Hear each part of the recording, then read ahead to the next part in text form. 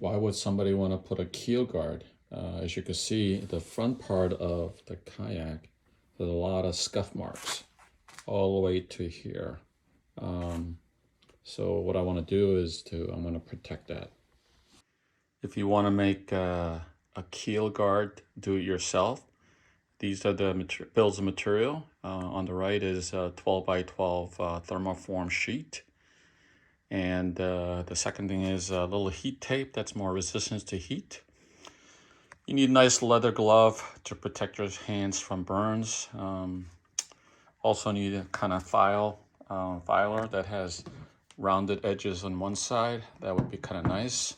Matching marker, ruler, and piece of paper. The way you do it is, look at the scuff mark that's on front and back of the kayak and try to cover the area. And the notched area is where the kayak curves because you don't want to have a fold if you do a straight sheet.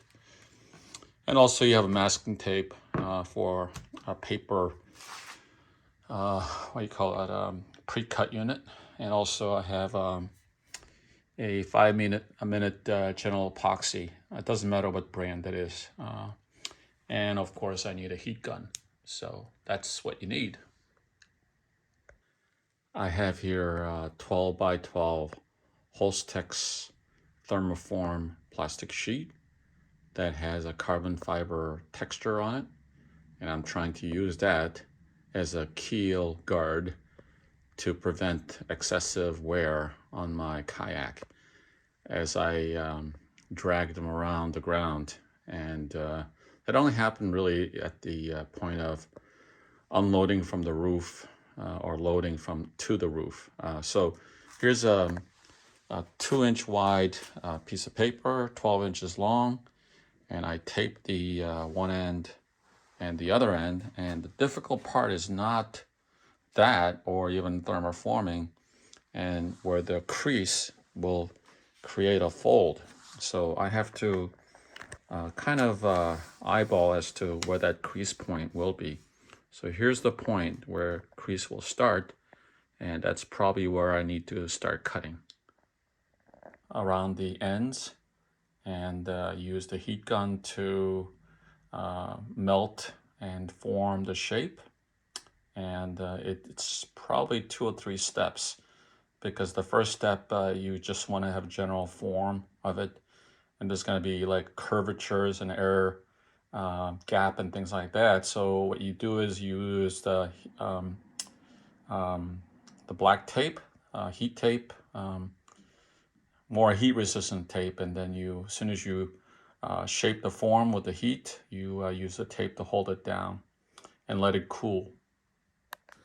So here's the rear-sided keel guard, and what I'm doing is that this is a second heat shaping of the keel, and you try to hold it down using a tape. So that's what you do.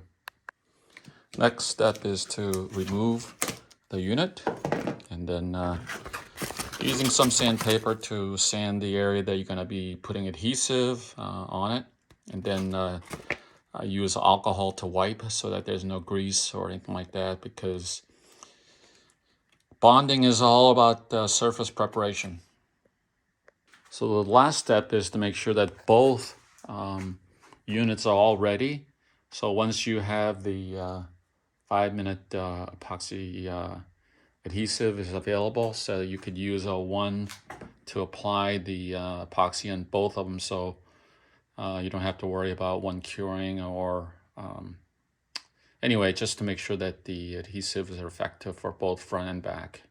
Okay, after 5 minutes of I ended up using Gorilla Glue 5-minute clear epoxy, and clear epoxy is good because you always have an excess amount of epoxy that's oozing out of the bonds, but because of that, you can sort of scrape it off.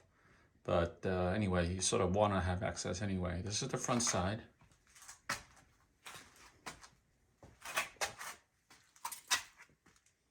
And this is the back side. And I recommended front side I did 2-inch width, but the rear I did 3-inch width. And my strong recommendation is to use 3-inch for both front and back. And the length is 12 inches. So here it is.